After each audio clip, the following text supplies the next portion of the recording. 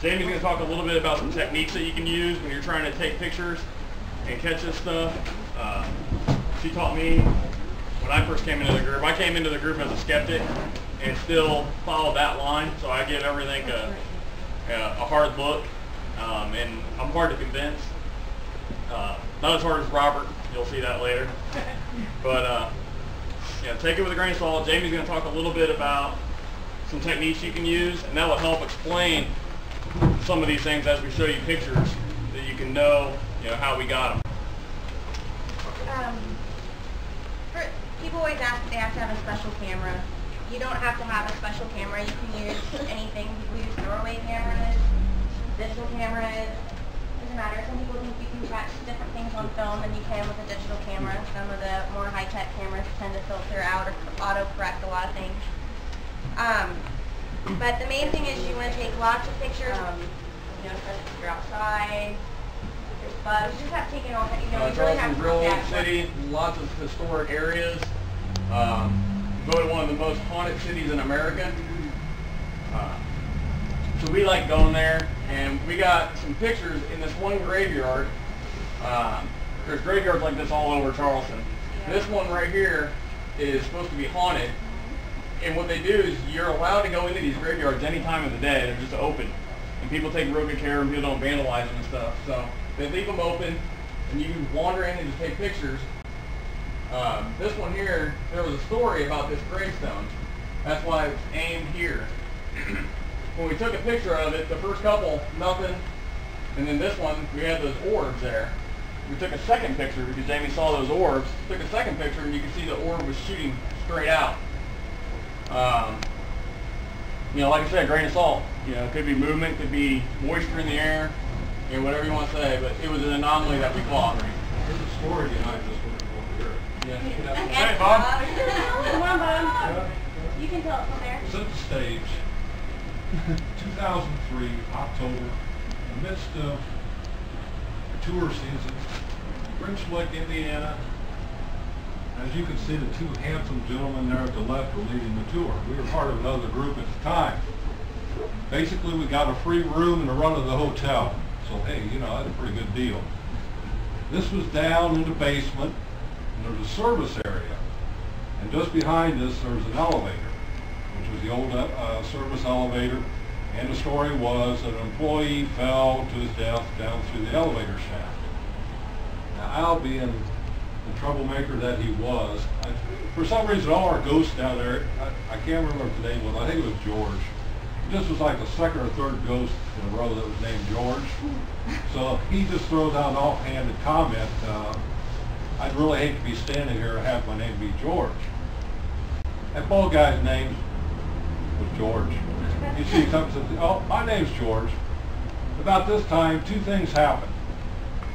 My daughter shoots this picture, and if you look closely, that is almost as big as his head. You zoom in on it, and if you really got a good imagination, you can either see a skeleton face or the face of a woman in it. Now, what always got me about it is the oddball shape of it. It's more like a bladder than it is a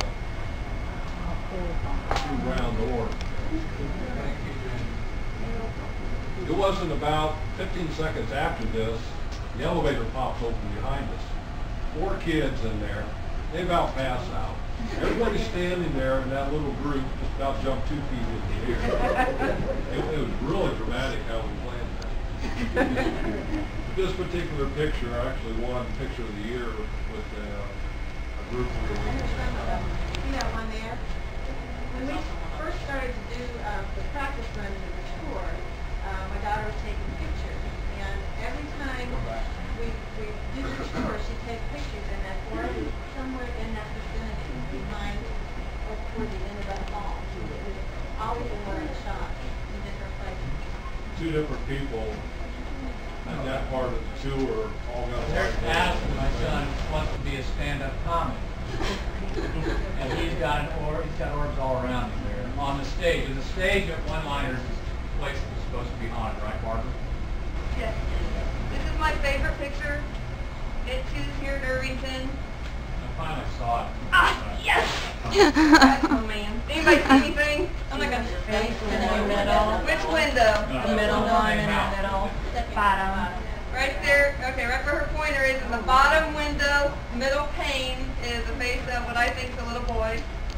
the pane directly above that.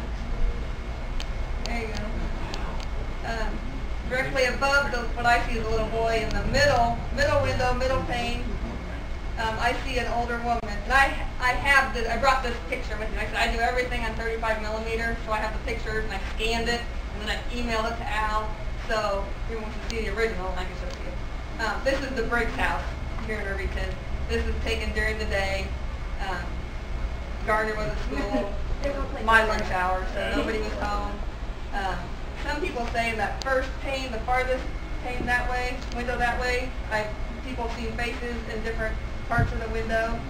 I don't think you look at long enough, but what I like was the little boy's face in the middle bottom pane. The blinds were drawn, mini blinds, and his face is on the outside of them. This was Mrs. Winchester's bedroom, and supposedly it is haunted. If you can zoom in on that, you'll see two. There's one up at the top cornice work at the ceiling, and then down at the bottom at the front table leg, you can see one down at the floor also. And I just shot everything I could on that tour, and I found some stuff that I really knew was flash dust, and others I wasn't real sure of.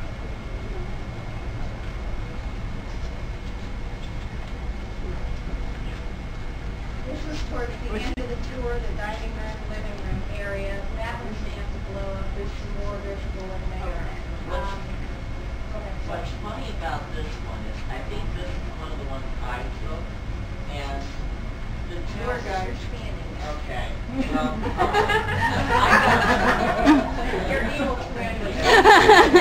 There's one down there along the road, Okay. and I think there's one over The only thing that haunts that house are those two kids you see standing right there wearing funny glasses. But Addison has one. Yeah, maybe. Yeah. Addison has one right next to his whatnot. Paula's photo, and I love this photo. That's in Winchester, also in the dining room. And we weren't trying to take pictures of ghosts. This is probably 7 or 8 years ago. And I took pictures of every room all through the place, which was fascinating. And got this image, and my sister, and I was using 35 millimeter, and my sister also got a similar image in her photograph too. And I'm going to go back and look for orbs, because I didn't even know about those back then. And if you study this, I looked at it, it almost looks like it's a shape sitting in the chair. Yes, and she was a very small she's lady. tiny. Yeah, She's really small. But She's only like 4'10". Yeah, she's Yeah. very tiny. And so it does look That's like a great photo. That was one of the most haunted buildings in Evansville, and they have cameras set up, and you can actually go online and watch these. They run 24 hours a day, and if you see something, you can stop it and take a picture of it. And they have a lot of different pictures that have been captured. So supposedly these haven't been doctored; they're just stills from the video camera. And you can see in this one, it looks like a lady's back here looking at books. Yeah, very Ghostbusters style. Close up on there. Okay. Yeah.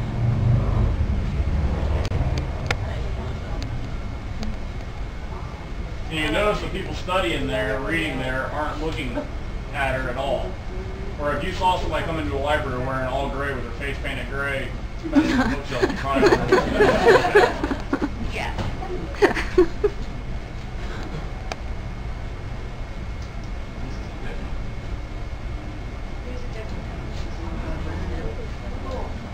They say it's